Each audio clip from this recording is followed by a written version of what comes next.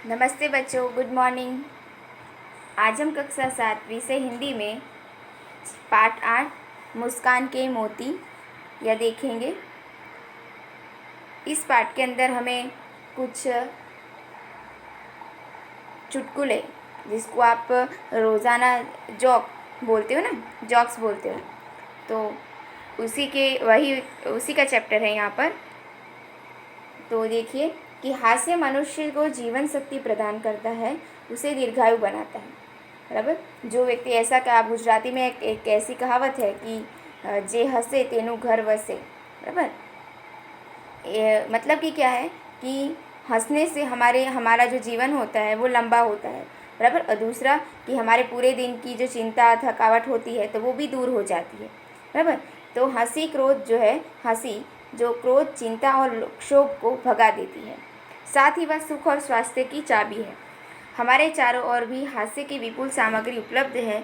आवश्यकता सिर्फ इस बात की है कि हम उसको पहचानना सीखें। मुस्कान के मोती के रूप में यहाँ ऐसे ही कुछ चुटकुले दिए गए हैं। मतलब कि क्या कि हंसने से, बराबर, जो है जब हम हंसते हैं तो हमारे मुंह से लेकर के पेट तक की सारी वो एक प्रकार की कसरत जैसी होती है, और इसकी वजह से हमारा जो स्वास्थ्य होता है वो तंदुरुस्त रहता है। दूसरा कि मानसिक जो स्ट्रेस होता है वो भी दूर हो जाता है। तो मतलब कि क्या है कि हंसने और खुश रहने के लिए हमारे पास बहुत सारे हमारे आसपास ही ऐसे साधन उपलब्ध रहते हैं, लेकिन हमें पता ही नहीं होता, क्योंकि हम अपने रोज़ के दौड़ भाग बड़े जीवन के अंदर हम इतने व्यस्त हो जाते हैं कि हमें खुश रहने के जो साधन है उसको देखने के लिए भी समय नहीं होता है। बराबर। रोज़ सुबह से उठ के काम पे लग जाना, बराबर, जो बाकी बचा समय हम मोबाइल के पीछे लगाते हैं, बराबर, टीवी के पीछे लगाते हैं, ऐसे इलेक्ट्रॉनिक साधन के पीछे लगाते हैं। बराबर। और जिस वजह से आज के लोगों के अंदर चिंता और तनाव का जो प्रमाण है वो बढ़ता जा रहा है। तो ऐसे ही इसको दूर करने के लिए एक चुटकुला जो होता है, बराबर, चुटकुले जो है एक ऐसा साधन है, ऐसा माध्यम है जिससे हम खुश रह सकते हैं। बराबर। तो यहाँ पर ऐसे ही कुछ चुटकुले यहाँ पर हम देखने वाले हैं, जो मैं आपको गुजराती में भी समझाती जाऊँगी। यहाँ पर चिंटू और पिंटू दो दोस्त हैं, वो बातें कर रहे हैं। चिंटू कहता है, तुमने राजू को चाटा क्यों मारा? अर्थात चिंटू कहे छे, ते राजू ने तमाचो शा माटे मार्यो? पिंटू, 15 दिन पहले उसने मुझे हिप्पोपोटेमस कहा था। पिंटू शू कहे छे कि 15 દિવસ પહેલાં એણે મને હિપ્પોપોટેમસ, એક પાણીનું મોટું જે વિશાળકાય જીવ છે, બરાબર, તેને હિપ્પોપોટેમસ કહેવાય છે। તે એ કહે છે કે 15 દિવસ પહેલાં એણે મને हिप्पोपोटेमस कीधो हतो। चिंटू, तो फिर 15 दिनों के बाद आज ही क्यों मारा? तो पछी तने 15 દિવસ પહેલાં કીધું હતું ને, તો 15 દિવસ પછી આજે કેમ મારે છે ને? तो पिंटू कहे छे, मैंने कल ही सर्कस में हिप्पोपोटेमस देखाया। यानी कि અત્યાર સુધી મને ખબર નહીં હતી કે હિપ્પોપોટેમસ કહેવાય કોને। એણે મને કીધું તો મેં સાંભળી લીધું, પરંતુ મેં જ્યારે સર્કસમાં ગયો ત્યાં મને ખબર પડી કે આને હિપ્પોપોટેમસ કહેવાય। ત્યારે મને ખબર પડી કે આને મને આવા જાનવર સાથે સરખાવ્યું છે, એટલા માટે મેં એને આજે માર્યું છે। दूसरा देखिए, पति, अब मैं भुलक्कड़ नहीं रहूँगा, मुझे सब याद रहेगा। અહીંયા પતિ પત્નીની વાત થાય છે। તો પતિ કહે છે કે હવેથી હું ભૂલકડો નહીં રહીશ, મને બધું યાદ રહેશે। તો પત્ની કહે છે, એ કેવી રીતે? वह कैसे? पति, देख, मैं एक नई किताब खरीद कर लाया हूँ जिसका नाम है याद रखने के 1000 तरीके। पति શું કહે છે કે જો હું એક નવું પુસ્તક ખરીદીને લાવ્યો છું જેનું નામ છે યાદ રાખવાના હજારો રીત, કોઈપણ વસ્તુ યાદ રાખવા માટેની હજારો રીત। तो पत्नी, हाय राम, यह किताब तो आप 10वीं बार ले आए हैं। तो पत्नी શું કહે છે કે તું તો તમે તો આવી ચોપડી 10મી વખત લાવેલા છો, 10મી વાર લાવ્યા છો। બરાબર। તો મતલબ તમને એ પણ યાદ નથી કે તમે આની પહેલાં 9 વખત આ ચોપડી લાવી ચૂક્યા હતા, તમે આ ચોપડી 10 વખત લાવેલા છો। आगे है, एक भिखारी और एक भरत नाम का लड़का है। भिखारी कहता है, 1 रुपया दे दो साहब। भिखारी भीख मांगतो હોય છે। તો કહે છે, 1 રૂપિયો આપી દો સાહેબ। ભરત, कल आना। भरत શું કહે છે, કાલે આવજે। भिखारी, कल आने के चक्कर में इस मोहल्ले में मेरे लाखों रुपए फंसे हैं। ભિખારી શું કહે છે કે કાલે આવવાના ચક્કરમાં તો મારા આ મોહલ્લામાં લાખો રૂપિયા ફસાયેલા છે. મતલબ કે ત્યાં બધે દરેક ઘરેથી એને કલાના એમ કરીને કહે છે. એટલે એ દિવસની સમજી લો કે એની ઉધારી રહી છે કે કાલે આવશે. તો એમ કહે છે કે કાલે આવવાના ચક્કરમાં તમારા આ મોહલ્લાની અંદર 1 લાખ રૂપિયા ફસાયેલા છે, લાખો રૂપિયા ફસાયેલા છે. શિક્ષક ઓર રમેશ, અહીંયા જે છે શિક્ષક અને રમેશ વચ્ચે વાતચીત થાય છે. ત્યારે શિક્ષક કહે છે रमेश 15 में से कितने कम करने से 5 बचेंगे. सॉरी, रमेश 50 में से कितने कम करने से 5 बचेंगे. શિક્ષક રમેશને પૂછ્યું છે કે રમેશ 50માંથી કેટલા ઓછા કરીશું તો 5 વધશે. તો રમેશ, ગુરુજી 0 નિકાલ દીजिए. મતલબ શું કહે છે કે તમે 0 કાઢી નાખો એટલે 5 જ રહેશે. સુશીલ और ગીતા, सुशील કહે છે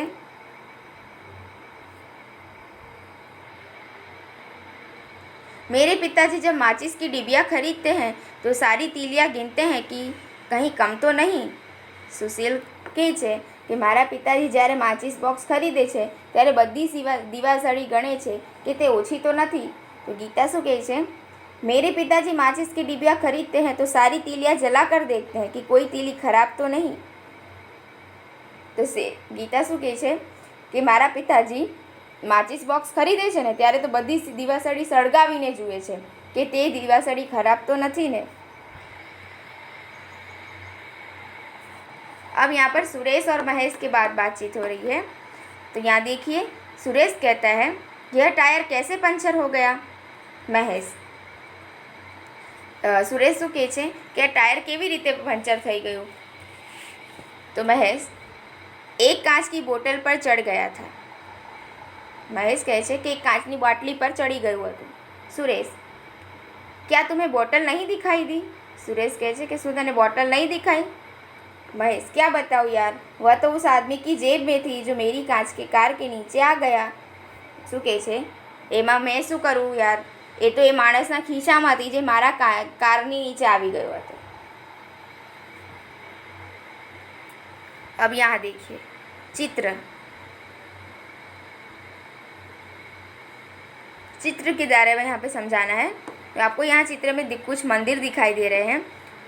एक मंदिर के पास कुछ स्त्रियाँ बैठी हैं जो चप्पल निकाल के मंदिर में गई हैं. बराबर. तो वहाँ पर ऐसा लिखा गया है कि आपके जूते बाहर निकालिए. बराबर. तो ये मूर्ख आदमी देखिए उस चप्पल को वो बाहर ही रखता है, मतलब अपने पैर सहित जूते को बाहर रखता है और वो लंबा होकर भगवान को प्रणाम कर रहा है.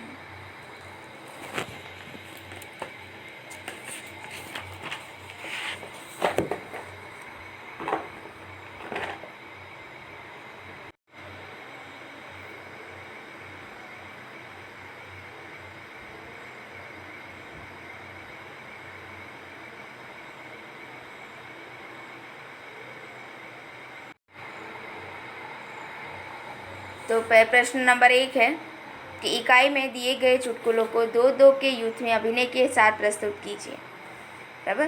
क्या करना है आपको कि कक्षा के छात्रों के 2-2 के गुट बनाए. प्रत्येक गुट से एक एक छात्र कोई मज़ेदार चुटकुला बनाए. चुटकुला नीरस ना हो, चुटकुला भाव के अनुसार हो और अभिनय के साथ कहें. बराबर. तो आप भी इस तरीके से चुटकुला जो है, जो आपने यहाँ पर पाठ पढ़ा है, तो आप अपने दोस्तों के साथ 2-2 के जुट बनाकर, गुट का मतलब होता है जुट. बराबर. आप होंगे और आपका दोस्त होगा, तो ऐसी बातचीत करके आप चुटकुला बना सकते हो और उसके अंदर आपको एक नाटक कर रहे हो ऐसा करना है. बराबर. फिर यहाँ पर देखिए प्रश्न नंबर 2, आपने सुने हुए मज़ेदार चुटकुले सुनाइए.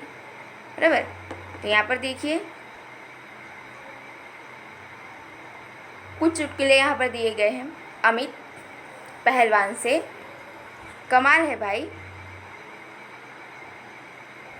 5 साल पहले भी तुमने अपनी उम्र 32 वर्ष बताई थी और आज भी अपनी उम्र 32 वर्ष ही बता रहे हो.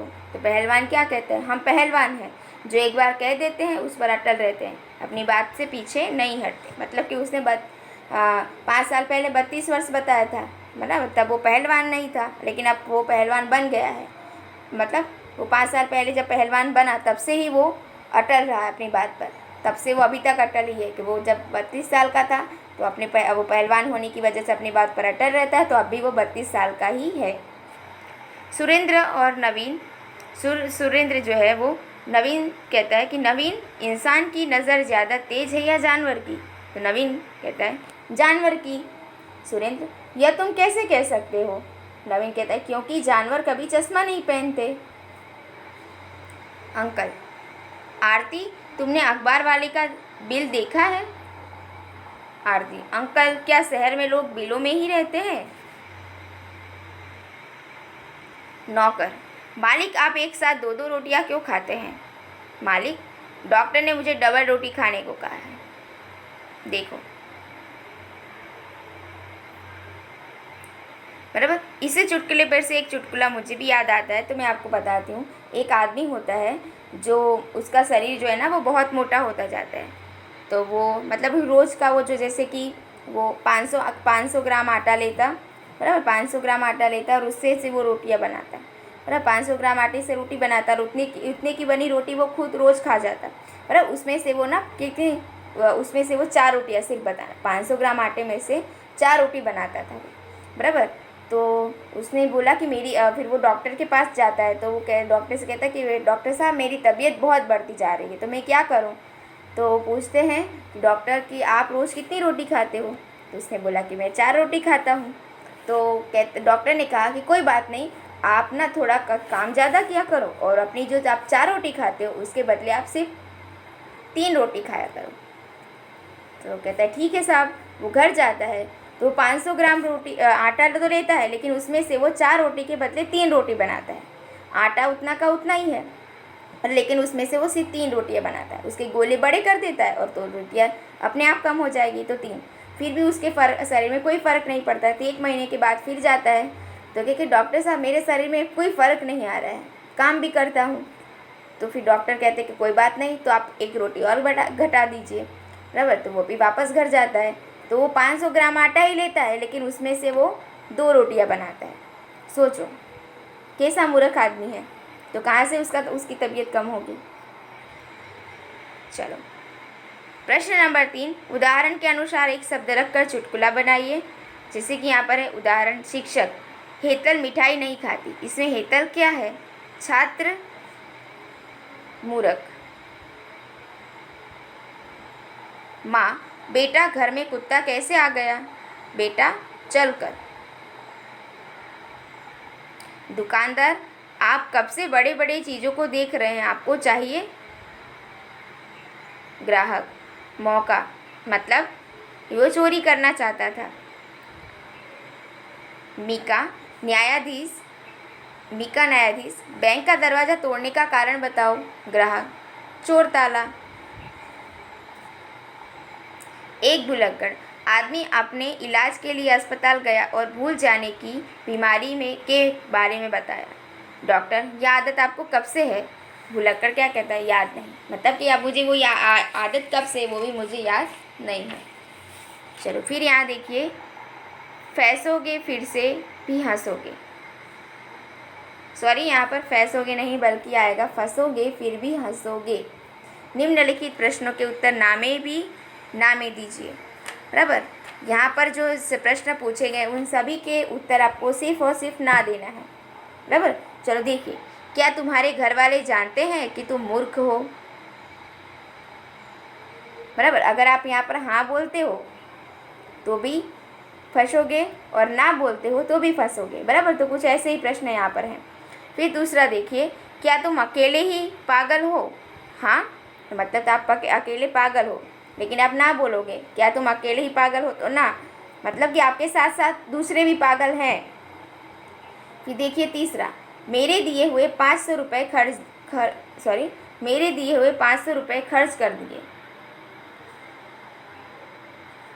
हाँ तो हाँ, और ना, मेरे दिए हुए 500 रुपये खर्च कर दिए ना। यहाँ पर देखिए हाँ, तो आप दोनों तरफ फंस जाओगे, बराबर। तो ऐसे ही कुछ यहाँ पर आपको भी ऐसे प्रश्न बनाने हैं कि जिसके आप हाँ ना दोनों उत्तर देने पर फंस सकते हैं। प्रश्न नंबर 5, क्या हमें हर प्रसंग और हर जगह पर हंसते रहना चाहिए? हाँ या ना, दोनों कारण सहित बताइए। तो हंसना तभी उचित है जब कोई हंसने वाली बात हो। हमारा व्यंग प्रसंगानुकूल होना चाहिए। हर प्रसंग पर और हर जगह हंसना मूर्खता होता है। अशिष्टता और पागलपन का सूचक है। और आपने भी ऐसे कुछ लोग देखे होंगे कि हर बात पे हंसते ही रहते हैं, और हंसने वाली बात हो या ना हो, बराबर, तो ऐसे लोग हर जगह पर क्या होता है, मजाक बनकर रह जाते हैं, बराबर। तो हमें ये भी ध्यान रखना चाहिए, हंसना हमारे जीवन के लिए ज़रूरी है, लेकिन ये बात भी रखना चाहिए कि हमें, अगर हम हंसते हैं तो सामने वाले को वो अच्छा लगेगा भी या नहीं, या बराबर, या हम जो जिस जगह पर जाते हैं तो वो उस जगह का माहौल कैसा है, तो उस तरीके से हमें अपना व्यवहार रखना चाहिए। फिर देखिए स्वाध्याय प्रश्न नंबर 1 है उसके अंदर कि आपके जीवन में कई प्रसंग ऐसे भी घटे होंगे कि जब किसी गंभीर या सरल बात पर आप या आपसे जुड़े अन्य कोई कुछ बोले होंगे और हंसी का माहौल बन गया होगा। यही तो है चुटकुला। ऐसी बातें याद कीजिए और चुटकुलों के रूप में लिखिए, बराबर। तो आपको मतलब क्या करना है कि आपके लाइफ में, आपके जीवन के अंदर कुछ ऐसा भी होगा कि किसी के बोलने पर आपको इतनी हंसी आई होगी कि आप अपनी हंसी रोक भी ना सके हो, बराबर। तो ऐसे ही प्रसंग आपको याद करने हैं और लिखने हैं। तो यहाँ पर कुछ एग्जाम्पल आपको दिए हैं। दादाजी पौत्र के मित्र से, पौत्र यानी कि अपने बेटे के बेटे से मिलते हैं, उसके मित्र से मिलते हैं, तो उससे कहते हैं, क्यों राजू आजकल दिखाई नहीं देते हो। राजू कहते हैं, आजकल बहुत कम आता हूँ। दादाजी, बहुत कम आते हो, यह तो बहुत अच्छी बात है। वो क्या बोला कि मैं आजकल बहुत कम आता हूँ, यानी कि मैं आपके घर पे बहुत कम आता हूँ, बहुत थोड़ा आता हूँ, बराबर। तो लेकिन दादाजी क्या समझते हैं, बहुत कम आते हो यानी कि तुम कमाने लग गए हो अब, बराबर। तो उसके दादाजी कहते हैं, तुम बहुत कम आते हो, यह तो बहुत अच्छी बात है। कमल, देखो बिजली आ गई। कमल कहता है कि देखो बिजली आ गई। दादी बिजली को बिल्ली समझकर इस, बराबर, बिजली को बिल्ली समझती हैं और कहते हैं, इस बिल्ली ने तो नाक में दम कर दिया है। दूध हो तो कह दे कि बेटा तो सब पी गई है, बराबर। क्या बोल रही हैं कि दूध हो तो कह दे कि बेटा सब पी गई है। आगे प्रश्न नंबर 2, भाषा की एक खूबी है कि अनेकार्थी शब्द के विभिन्न अर्थों का उपयोग कर चुटकुला बना सकते हैं। इस उदाहरण अनुसार चुटकुला बनाइए। मतलब कि क्या होता है, यहाँ पर देखिए, सोना यानी कि उसको हम उच्चारण एक करते हैं लेकिन उसके अर्थ अलग अलग जगह पर अलग अलग होते हैं, बराबर। जैसे कि सोना, तो सोना एक धातु भी होता है, और सोना जो है एक निंद्रावस्था यानी कि धातु संज्ञा यानी कि नाम है।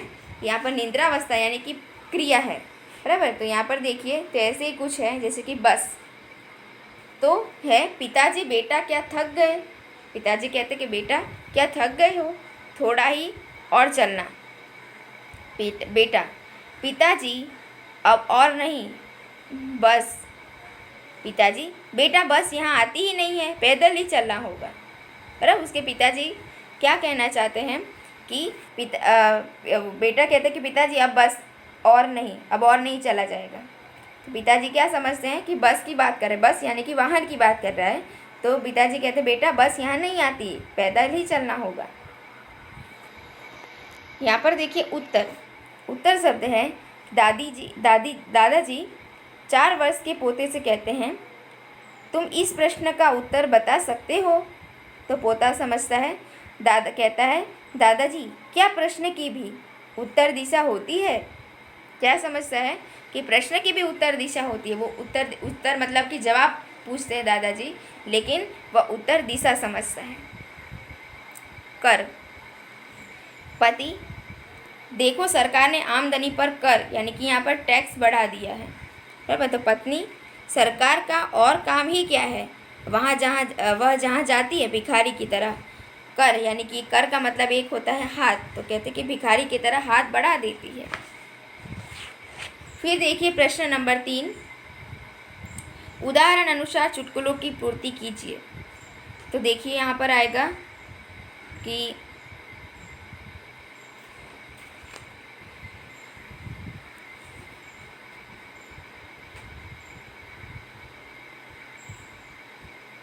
उदाहरण है कि मालिक तो बहुत बड़ा गधा है। मालिक कहता है कि तू बहुत बड़ा गधा है। तो नौकर, ऐसा करके मुझे शर्मिंदा ना करें, मालिक बड़े तो आप हैं। बराबर। मालिक क्या कहता है कि तू अपने नौकर से कि तू बहुत बड़ा गधा है। तो नौकर क्या बोल रहा है, ऐसा करके मुझे शर्मिंदा ना करे मालिक, बड़े तो आप हैं, यानी कि बड़े गधे तो आप हैं, ऐसा वो कहना चाहते हैं। फिर उसमें देखिए कुछ उदाहरण है, उदाहरण के अनुसार बनाए गए हैं। एक पतली गली में दो आदमी आमने सामने आ गए। पतली सी गली होती है और उसमें दो आदमी आमने सामने आ जाते हैं। तो पहला आदमी, हटो बीच में से, मैं किसी गधे को रास्ता नहीं देता। क्या बोल रहा है, हटो बीच रास्ते में से, मैं किसी गधे को रास्ता नहीं देता। दूसरा, रास्ते से हटते हुए, पर मैं तो देता हूँ। मतलब पर मैं तो देता हूँ, यानी कि मैं गधे को रास्ता देता हूँ, यानी कि वो सामने वाले को इनडायरेक्टली गधा बोलना चाहता है। फिर देखिए दूसरा, न्यायालय में दो वकील, न्यायालय में अदालत के अंदर दो वकील। पहला वकील कहता है तू गया, सॉरी यहाँ पर कुछ शब्द हैं वो गलत हो गया है, तू गधा है, यहाँ पर आएगा तू गधा है। दूसरा वकील, तू तो बड़ा गधा है, यानी कि तू, मैं गधा हूँ तो तू बड़ा गधा है। तो पहला वकील, तू बहुत बड़ा गधा है।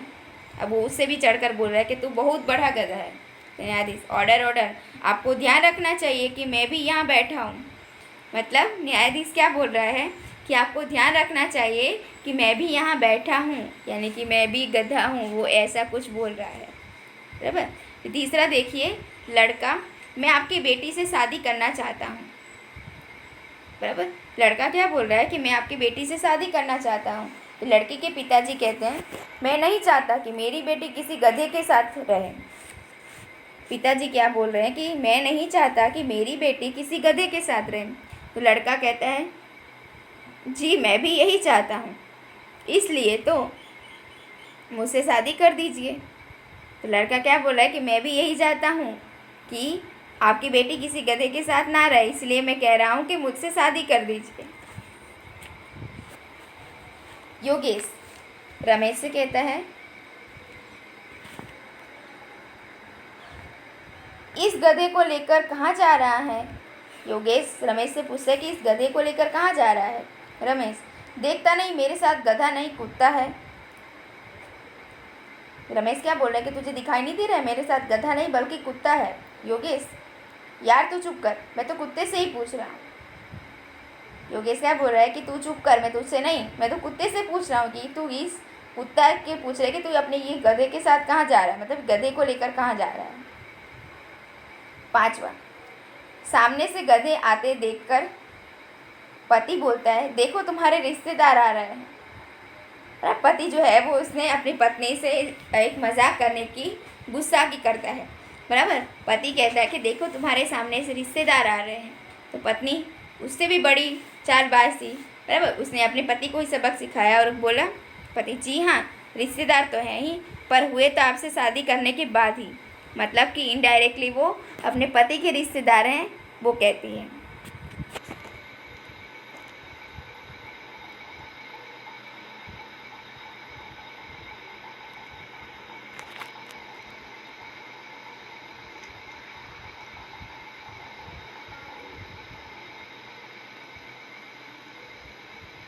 आगे है प्रश्न 4। निम्नलिखित कहानी पढ़कर उनमें से अलग अलग 7 शब्द चुनकर उसे शब्दकोश के क्रम में रखिए। बराबर। तो यहाँ पर आपको कुछ शब्द हैं जो शब्द चुनने हैं, जैसे कि यहाँ पर पूरा पैराग्राफ पहले आपको पढ़ देती हूँ। यहाँ पर देखिए, एक कुत्ते ने खरगोश को देखा, शिकार के लिए उसके पीछे दौड़ा। खरगोश भी अपने प्राण बचाने के लिए तेजी से भागा। कुत्ता बराबर उसका पीछा करता रहा। अंत में उसकी सांस फूल गई। थक हार कर उसने खरगोश का पीछा करना छोड़ दिया। तभी एक चरवाहे ने उसकी ओर देखकर ताना कसा। एक छोटे से खरगोश ने दौड़ में तुम्हें पछाड़ दिया।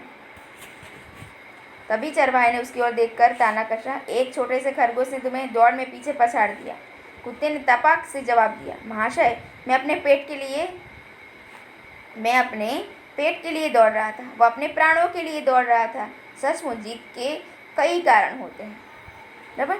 यहाँ पर से कुछ शब्द होते आपको ढूंढने हैं, जैसे कि कुत्ता, खरगोश, शिकार, सांस, चरवाहा और दौड़ और जीत। यहाँ पर जीत आएगा। हाँ बच्चों, ये सही देख लेना अच्छे से।